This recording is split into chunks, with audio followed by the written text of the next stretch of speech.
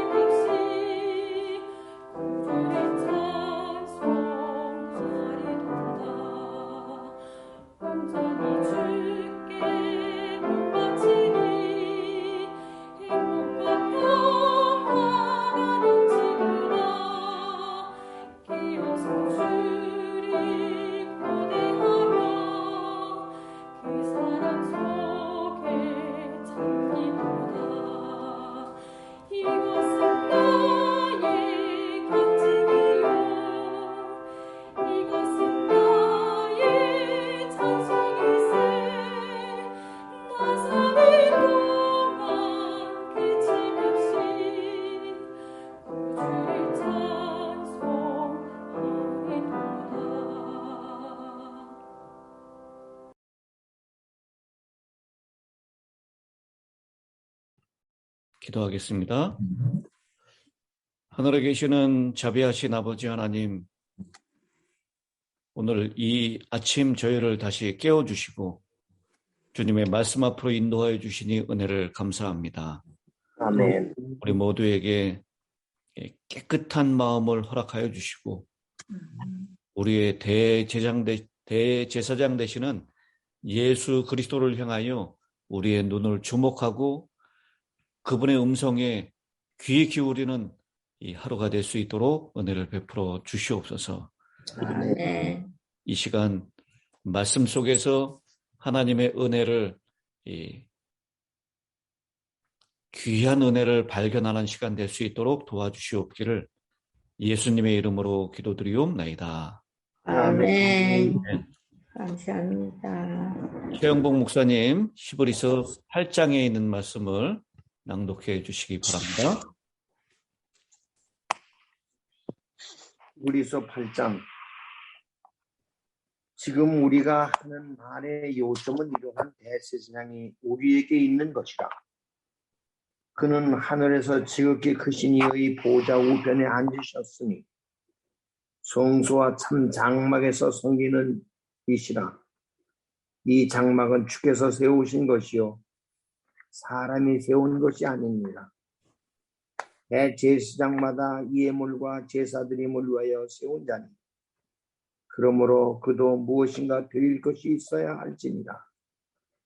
예수께서 만일 땅에 계셨더라면 제사장이 되지 아니하셨을 것이니 이는 율법에 따라 예물을 드리는 제사장이 있음이라. 그들이 섬기는 것은 하늘에 있는 것의 모형과 그림자라. 모세가 장막을 지으려 할 때 지시하심을 얻은 것과 같으니 이르시되 산과 모든 것을 산에서 내게 보이던 본을 따라 지으라 하셨느니라. 그러나 이제 그는 더 아름다운 직분을 얻으셨으니 그는 더 좋은 약속으로 세우신 더 좋은 언약의 중보자라. 저 첫 언약이 무흠하였더라면 둘째 것을 요구할 일이 없었으려니와 그들의 잘못을 지적하여 말씀하시되 주께서 이르시되 볼지어다 날이 이르르니 내가 이스라엘 집과 유다 집의 집과 더불어 새 언약을 맺으리라. 또 주께서 이르시되 이 언약은 내가 그들의 열조의 손을 잡고 애굽 땅에서 인도하여 내던 날에 그들과 맺은 언약과 같지 아니하도다. 그들은 내 언약 안에 머물러 있지 아니하므로 내가 그들을 돌보지 아니하였느니라. 또 주께서 이르시되 그날 후 내가 이스라엘 집과 맺은 언약은 이것이니 내 법을 그들의 생각에 두고 그들의 마음에 이것을 기록하리라. 나는 그들에게 하나님이 되고 그들은 내게 백성이 되리라. 또 각각 자기 나라 사람과 각각 자기 형제를 가르쳐 이르기를 주를 알라 하지 아니할 것은 그들이 작은 자라부터 큰 자까지 다 나를 아니라. 내가 그들의 불의를 긍휼히 여기고 그들의 죄를 다시 기억하지 아니하리라 하셨느니라. 새 언약이라 말씀하시매 첫 것은 낡아지게 하신 것이니 낡아지고 쇠하는 것은 없어져 가는 것이라. 아멘. 아멘. 감사합니다. 이제 히브리서 8장에 우리가 도달했습니다. 8장을 시작하면서요. 지금 우리가 하는 말의 요점은 이라고 얘기합니다. 개역 한글에서는 이제 하는 말의 중요한 것은 이러한 대제사장이 우리에게 있는 것이라. 그러니까 1장부터 7장까지 이 사도 바울이 이 그리스도께서 천사들보다 모세보다 아론보다 뛰어난 그리스도의 탁월성을 언급한 다음에 이제 언약과 성소와 희생에 대해서 세부적으로 들어가기 전에 히브리서 8장 1절 2절에서 그의 논증을 요약합니다. 히브리서 8장 이후로는 예수님께서 성취하신 일에 대해서 초점을 맞춥니다. 언약은 하나님과 특별한 관계를 갖게 해주며 인간의 가장 깊은 필요와 문제에 대한 해결책을 제시해 줍니다. 바로 여기에서 이제 더 좋은 것들에 관한 위대한 주제가 등장합니다. 새롭고 더 좋은 언약에는 새롭고 더 좋은 제사장과 더 나은 성소와 중보가 요구되는데 우리는 이 모든 것들을 은혜로 다 받았다라는 것입니다. 그러면서 이 천사들보다 더 탁월하신 모세보다 아론의 제사장보다 더 뛰어난 대제사장이신 그리스도가 우리에게 있다라는 것입니다. 우리 이 8장 1절에서 중요한 단어를 하나 꼽으라면 저는 이러한이라고 하는 단어입니다. 요점을 정리하면서 그냥 대제사장이 이 모세 이 아론으로부터 계속 이 레위지파 아론의 계통의 대제사장들이 계속 있어 왔잖아요. 근데 그런 대제사장하고는 다른 이러한 대제사장이 있다라는 것입니다. 그 이러한이라고 하는 이 표현은 1장부터 7장까지를 쭉 이렇게 요약하고 있는 말씀입니다. 그러면서 이 8장 이 히브리서에서 우리에게 강조하고 있는 것이죠. 예수님은 제사장일 뿐만 아니라 또 뭐가 되신다는 거죠? 대제사장일 뿐만 아니라 그분은 뭐가 되신다? 더 좋은 중보의 언약의 중보요, 중보자. 아니 이 중보자라는 그 제사장은 중보자의 역할을 하는 거죠. 근데 히브리서에서 아주 두드러지게 나타나고 강조하는 것이 예수님은 제사장일 뿐만 아니라 무엇이다?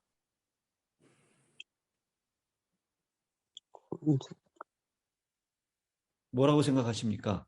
예수님은 제사장일 뿐만 아니라 그 1절의 후반부에 나오는 거죠. 보좌 우편에 앉아 계시다. 예, 보좌에 앉으신 분은 누구예요? 예수님. 하나님. 아니, 일반적으로 이 보좌에 앉는 사람은 누굽니까?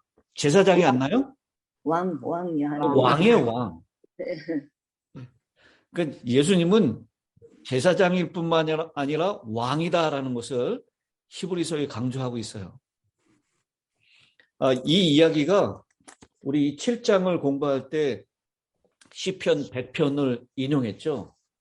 이 시편 100편에 나오는 이 말씀도 역시 주님께서는 이 왕이실 뿐만 아니라 제사장이다라고 하는 것을 말씀하고 있는 것입니다. 시편 110편입니다. 100편이 아니라. 시편 110편 1절. 여호와께서 내 주에게 말씀하시기를 내가 네 원수들로 네 발판이 되게 하기까지 너는 내 오른쪽에 앉아 있어라.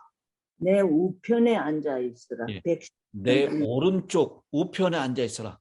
이 히브리서 8장 1절에 있는 말씀과 같은 표현이죠. 예. 이것은 바로 시온에서 주의 권능의 귤을 보내시리니 왕이 되신다라는 거죠. 왕자에 앉으시라라는 것입니다. 또 4절에 나오죠. 여호와는 맹세하고 변하지 아니하시리라. 이르시기를 너는 멜기세덱의 서열을 따라 영원한 제사장이라 하셨도다.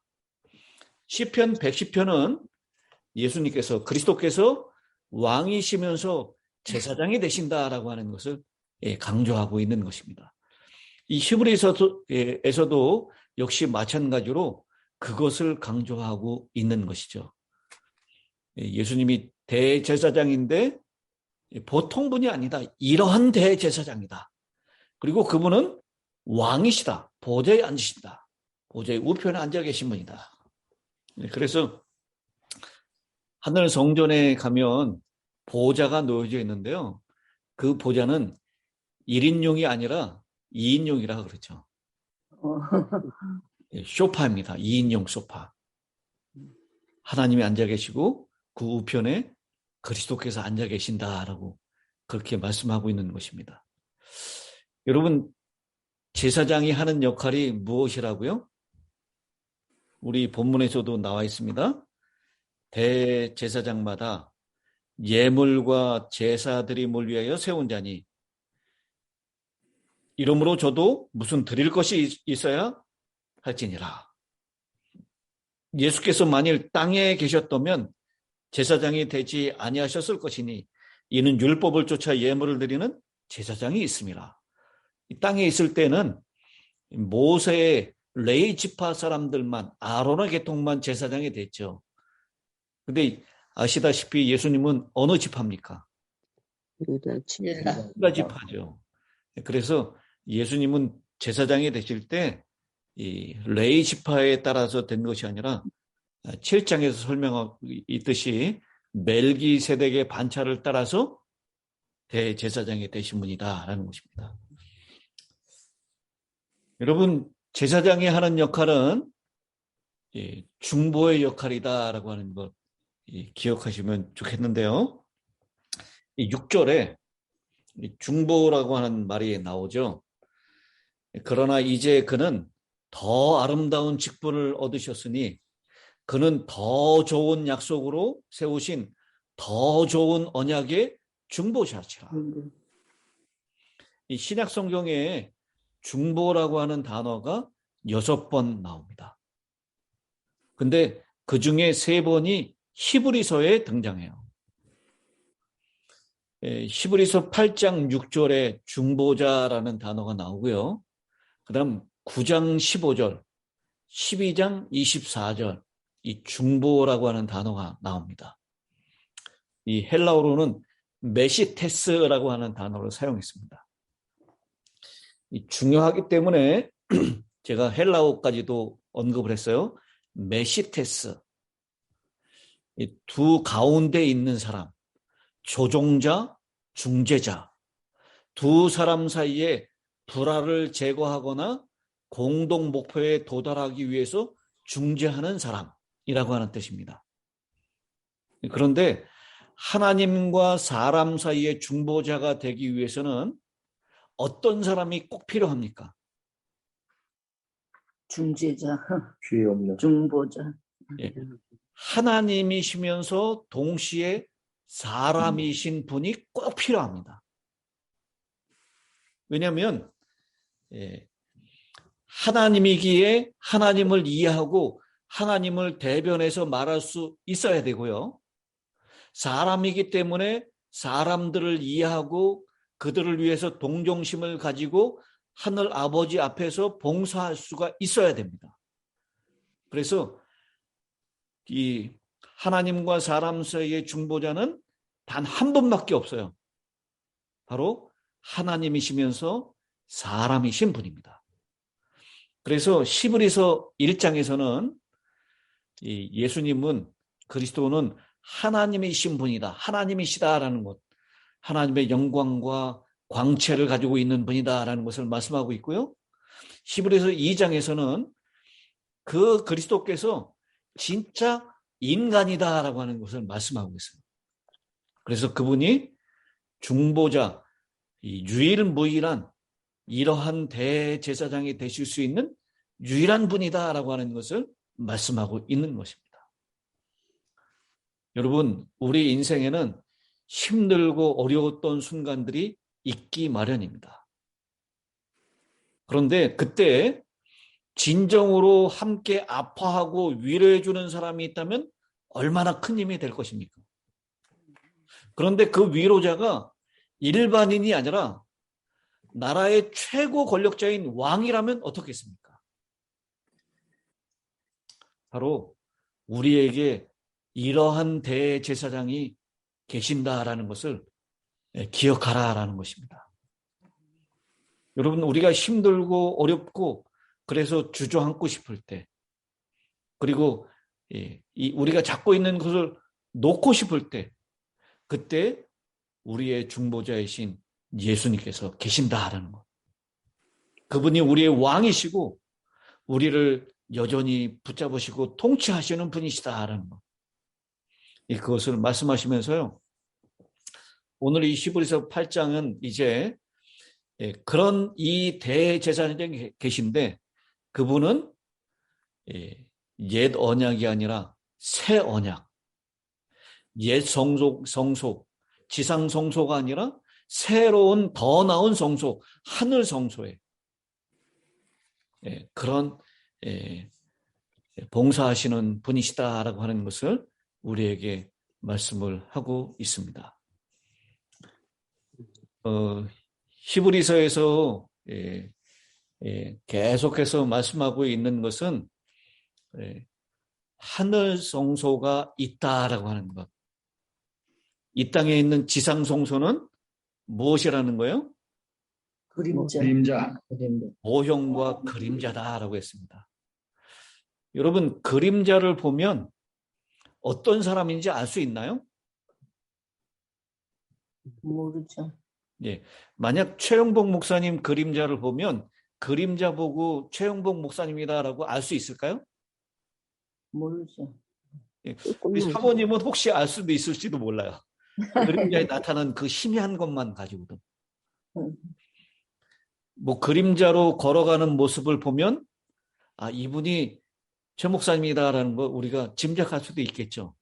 근데 정확하지는 않습니다. 근데 실제로 실물을 보면 그분이 누구다라고 하는 것을 알 수 있죠. 예. 우리 출애굽기 25장인가요?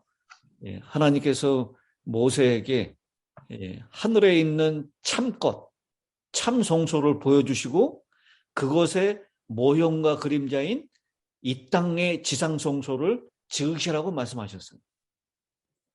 근데 그것이 이 하늘에 있는 것을 희미하게 보여줄 뿐입니다.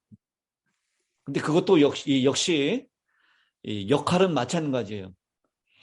이 지상 성소에서 양 잡고 염소 잡고 소 잡고 드리는 모든 그 희생 제물은 전부 다 누구를 상징하는 것이었습니까? 예수님. 예수님의 십자가의 희생을 상징하는 것이에요.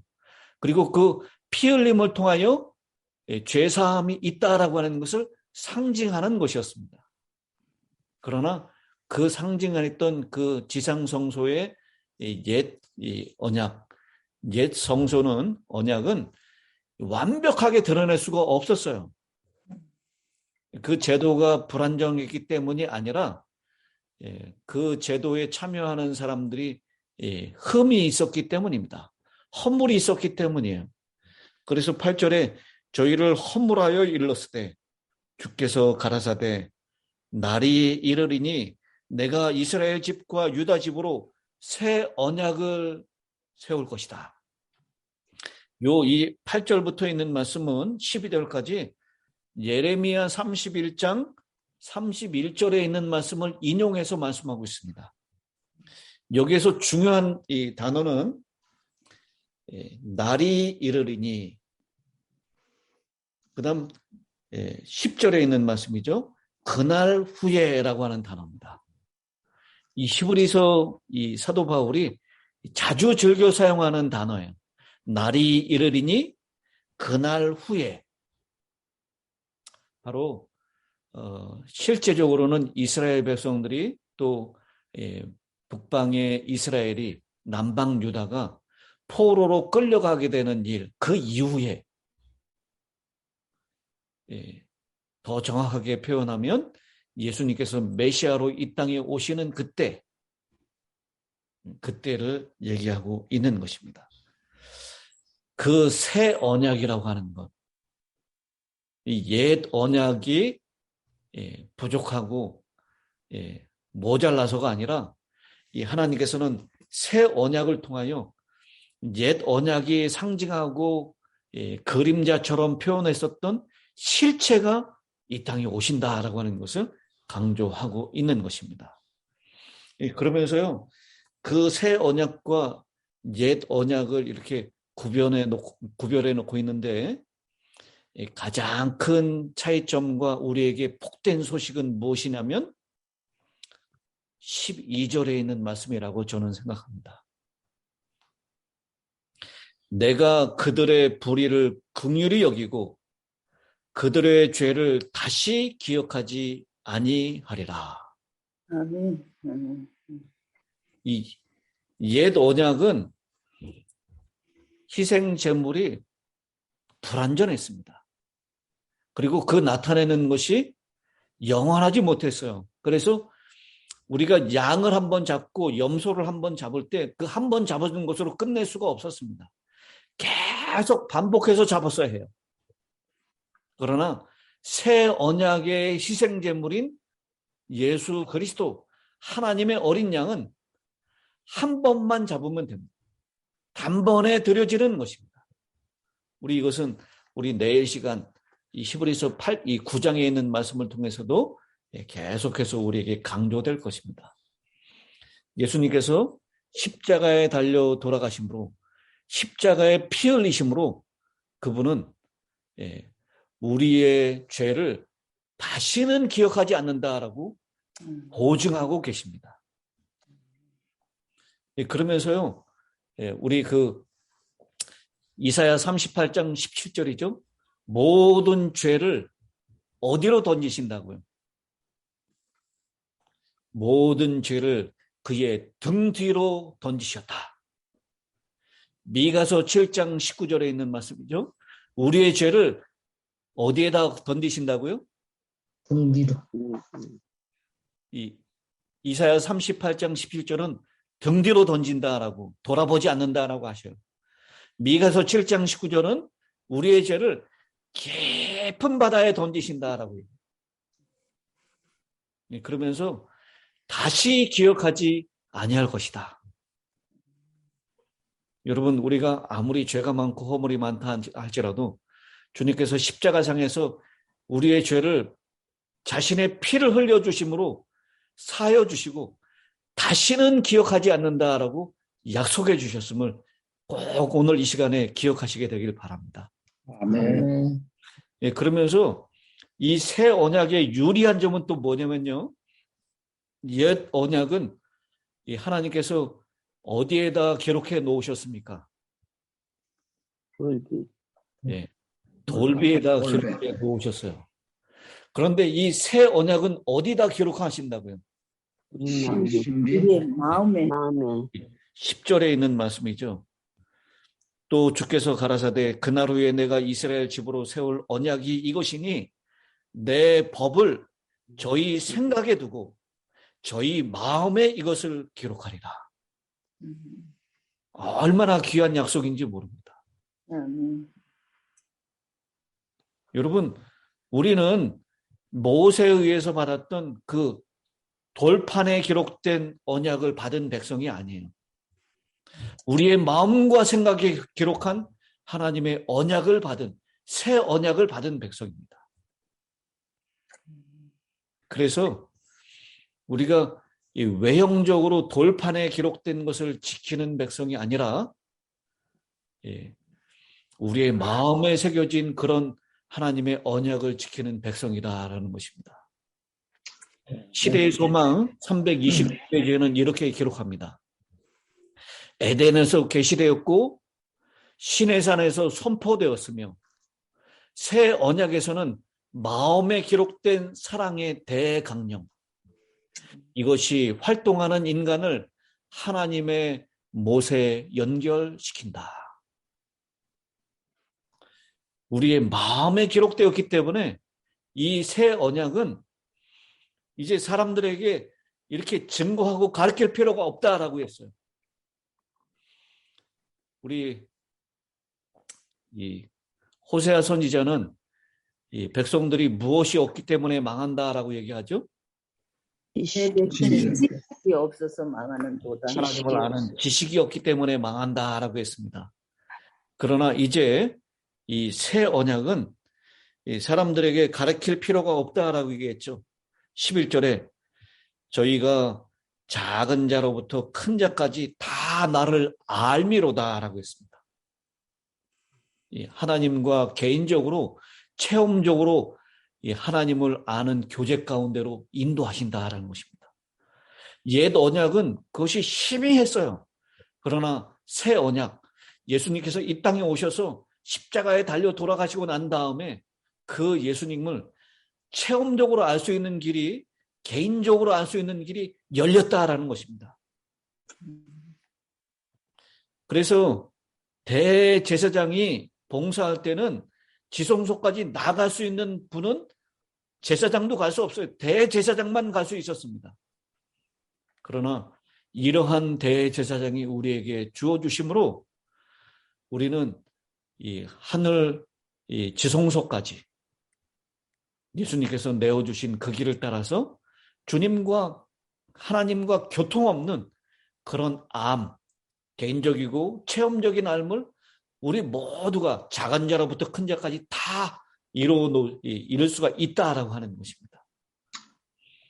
여러분, 우리에게 이러한 대제사장이 있다는 것 기억하시고 우리를 위해서 중보하시고 우리를 변호하시는 그분이 능력 있으신 왕이시라는 것, 우리를 다스리고 통치하시고 계신다는 것, 그 사실을 믿으시고 여러분 마음 가운데 주님의 중보를 기쁨으로 받아들이는 마음 든든해 하시는 오늘 하루가 되시기를 간절히 바랍니다. 아멘. 우리 한문자 사모님 받으신 은혜를 함께 좀 나눠주시기 바랍니다. 네, 너무 감사합니다. 너무 정확하고 너무 상세하고 우리가 잘 깨닫게 또 말씀을 해주셔서 감사합니다. 이 중에 꼭 기억할 말씀 다시 허락하신 거 10절 그날 후에 그날 후에라는 건 예수님께서 메시아로 오시는 그때라고 말씀해 주셨는데 그때는 하나님께서 이스라엘 집으로 세울 그 언약이 내 법을 저희 생각에 두고 마음에 기록하시고 또 뿐만 아니라 우리에게 하나님이 되시고 우리는 하나님의 백성이 되리라는 귀한 약속을 주시면서 되기 위해서는 우리의 그 불의한 모든 죄들을 긍휼히 여기시고 기억하지 않으신다는 이 놀라운 그 축복과 약속을 너무도 감사하게 기억하기를 소망합니다. 아멘. 예, 감사합니다, 사모님. 우리 김양숙 집사님 마지막 끝기도를 부탁드리겠습니다. 우리의 대제사장이시고 우리를 위해서 정말 어린 양으로서 이 땅에 오신 그 예수님을 인해서 감사하고 감사합니다. 아멘. 아버지, 아멘. 우리 마음에 새겨지고 매일매일 살아가면서 말씀을 통해서 더욱 예수님을 알아갈 수 있게 하여 주시옵소서. 아멘. 주님, 오늘도 우리를 위해서 또 중보하고 계심을 인해서 감사하고 감사합니다. 아멘. 아버지, 우리를 변호하기 위해서 주님 하나님께 부르짖는 그 예수님의 음성을 들을 수 있도록 도와주시고 아멘. 우리가 더 정말 주님을 기쁘게 하는 삶을 살게 하여 주시옵소서. 오늘도 우리에게 주신 이 생명을 정말 하나님께 감사하며 매일매일 주 앞에 가까이 가는 저희들 되게 도와주시고 우리의 모든 형제들, 믿음의 형제들 또 자녀들 주님 오늘도 더 열심히 살아갈 수 있게 도와주시고 주님을 바라보며 살아가게 도와주시고 모두 안전한 가운데 지켜주시옵소서. 주님 오늘 저녁에 정말 예수님 앞에 주님 안에서 승리함을 감사할 수 있는 저희들에게 도와주시옵소서. 주께서 우리의 모든 것들을 지켜주실 줄 믿사오며 예수님 이름으로 감사 기도드리옵나이다. 아멘. 아멘. 감사.